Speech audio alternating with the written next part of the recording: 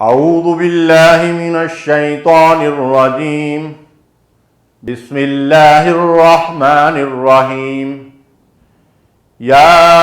ایہا الذین آمنوا کتب علیکم الصیام کما کتب علی الذین من قبلکم لعلکم تتقون۔ اے ایمان والو، تم پر روزے فرض کیے گئے جیسا تم سے پہلے لوگوں پہ فرض کیے گئے تھے تاکہ تمہارے اندر تقوی پیدا ہو۔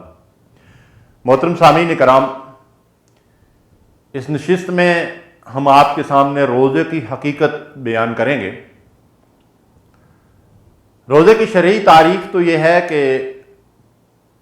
طلوع فجر سے غروب آفتاب تک نیت کے ساتھ کھانے پینے اور جنسی لذت سے اپنے آپ کو روکے رکھنا اور باز رہنا۔ لیکن روزے کی اصل حقیقت کیا ہے؟ وہ یہ ہے کہ جب انسان روزے کی حالت میں ہو تو جس طرح سے اس نے کھانے پینے کو چھوڑ دیا اور جنسی لذت کے جائز حصول سے بھی اپنے آپ کو روک دیا، اس طرح وہ اپنے اعضاء و جوارح کو اللہ کی ہر نافرمانی سے روک لے۔ یہ ہے روزے کی اصل حقیقت۔ جیسا کہ نبی صلی اللہ علیہ وسلم نے فرمایا، الصوم جنہ، روزہ ڈھال ہے۔ یعنی جس طریقے سے ڈھال تلواروں اور نیزوں کے اور تیروں کے وار روکنے کا کام دیتی ہے، اس طرح روزہ شیطان کے حملوں، نفسانی خواہشات اور اللہ کی نافرمانیوں سے انسان کو بچاتا ہے، تا وقتے کہ اس ڈال کے اندر سوراخ نہ ہو جائے، یہ ڈال ناکارہ نہ ہو جائے۔ تو یہ ڈال ناکارہ کیسے ہوتی ہے؟ یہ ہمیں کیسے گناہوں سے بچاتی ہے کہ اگر ہم روزے کی حفاظت کریں اور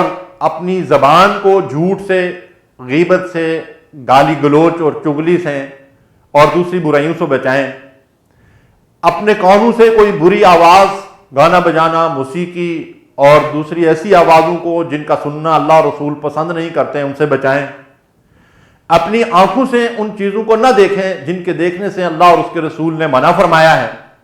اور اسی طرح اپنے ہاتھ پاؤں کی بھی حفاظت کریں، اللہ کی نافرمانیوں سے اعضاء و جوارح کو بچائیں، حتیٰ کہ دل و دماغ کی بھی حفاظت کریں کہ ہمارے دلوں اور دماغوں کے اندر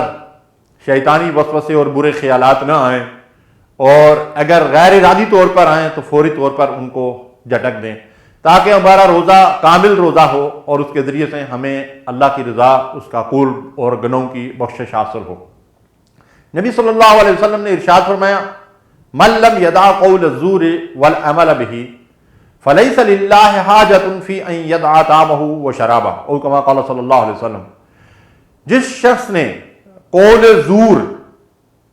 ترجمہ یہ کیا جاتا ہے کہ جس شخص نے جھوٹ بولنا نہ چھوڑا، لیکن دراصل قول زور ہر اس برائی اور ہر اس منکر اور ہر اس گناہ کے لیے آتا ہے جس میں آدمی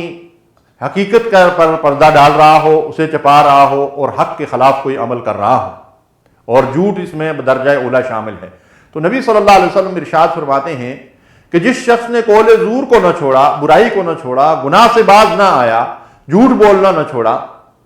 اللہ تبارک و تعالیٰ کو اس بات کی کوئی حاجت نہیں کہ وہ کھانا پینا چھوڑ دے۔ محترم سامعین کرام، کھانا پینا چھوڑنا مقصد نہیں ہے، یہ تو محض روزے کی ایک علامت ہے۔ اصل مقصد اللہ کی نافرمانی کو ترک کرنا، برائیوں کو چھوڑنا اور نیکی اور بلائی اور خیر کے کاموں میں آگے بڑھنا ہے۔ اللہ کے نبی صلی اللہ علیہ وسلم نے ارشاد فرمایا، کم من صائم لیس لہ من صیامہ الا الظمأ۔ کتنے روزہ دار ایسے ہیں کہ جن کو روزے سے بھوک پیاس کے سوا کچھ حاصل نہیں ہوتا، کہ اگر روزہ رکھ کر بھی وہ برائیوں سے باز نہیں آتے، گناہوں کو نہیں چھوڑتے، غفلت اور سستی سے نجات حاصل نہیں کرتے۔ مثلا روزہ رکھا ہوا ہے لیکن نمازوں کے اوقات میں سوئے پڑے ہیں اور پابندی سے باجماعت نماز ادا نہیں کرتے، خواتین گھروں کے اندر وقت کی پابندی کے ساتھ نماز ادا نہیں کرتی،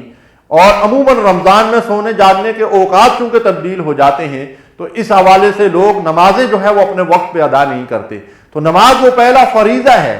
جس کے بارے میں اللہ تبارک و تعالیٰ نے ہمیں حکم دیا ہے، ان الصلاۃ کانت علی المؤمنین کتابا موقوتا، وقت کے تعین کے ساتھ اللہ نے 5 نمازیں ہم پر فرض کی ہیں۔ یہ نہیں کہ وقت بے وقت ہم جو ہے جس وقت سوئے ہوئے اٹھیں اس وقت اٹھ کر نماز 5 کی گنتی پوری کر دیں، نہیں، یہ نماز کے اندر جو ہے وہ وقت کی پابندی جو ہے وہ لازمی بنیادی شرط ہے۔ تو مرد اور خواتین اس بات کی پابندی کریں کہ عورتیں گھروں کے اندر وقت کی پابندی کے ساتھ نماز ادا کریں، اور مرد حضرات باجماعت 5 وقت نماز جو ہے وہ مسجد کے اندر ادا کریں، جماعت کا اہتمام کریں۔ اگر ہماری جو ہے وہ اللہ کی گناہوں سے ہمیں نجات حاصل نہیں ہوتی، اللہ کی نافرمانیوں سے ہم باز نہیں آتے، تو روزے کا مقصد جو ہے وہ ہمیں حاصل نہیں ہوتا۔ اسی طرح نبی صلی اللہ علیہ وسلم نے فرمایا وَكَمْ مِنْ قَائِمٍ لَيْسَ لَهُ مِنْ قِيَامِهِ إِلَّا السَّحْرُ، راتوں کو روز کے لوگ قیام کرتے ہیں، نماز تراویح کا اہتمام کرتے ہیں، قرآن سنتے اور سناتے ہیں، لیکن اگر وہ برائیوں سے باز نہیں آتے، اللہ کی نافرمانیوں کو ترک نہیں کرتے جو روزے کا اصل مقصد ہے، تو ان کو رات کی بے آرامی کے سوا جو ہے وہ کچھ حاصل نہیں ہو رہا ہے۔ تو رمضان کا مہینہ بڑی خیر و برکت کا مہینہ ہے۔ اس مہینے میں اللہ تبارک و تعالیٰ شیاطین کو جکڑ لیتے ہیں، لیکن محترم سامعین کرام، اگر اندر کا شیطان جو ہے وہ آزاد گھوم رہا ہو اور انسان کے نفسانی خواہشات جو ہیں انہوں نے اس انسان کو گھیرے میں لے رکھا ہو، تو پھر وہ انسان اللہ کی نافرمانیوں سے باز نہیں آ سکتا۔ اس ماہ مبارک میں ہمیں چاہیے کہ اللہ تبارک و تعالیٰ کی شریعت کی لگام اپنی خواہشات کو ڈال کر ان کو شریعت اسلامی کا تابع بنائیں، اور رمضان کا روزہ وہ روزہ رکھیں جس روزے کی خیر و برکت یہ ہے کہ گناہوں کی بخشش حاصل ہو جاتی ہے۔ اپنے آپ کو برائیوں سے بچائیں، گناہوں سے بچائیں، زیادہ سے زیادہ نیکیوں کے حصول کی کوشش کریں، قرآن مجید کی تلاوت کریں، ذکر کریں، خوب اللہ تبارک و تعالیٰ سے دعائیں کریں تاکہ روزے کی خیر و برکت ہمیں حاصل ہو، اور حقیقی روزہ جو ہے وہ ہم رکھنے کی اللہ ہمیں توفیق عطا فرمائے۔ وآخر دعوانا الحمدللہ رب العالمین، وصلی اللہ علی نبینا محمد۔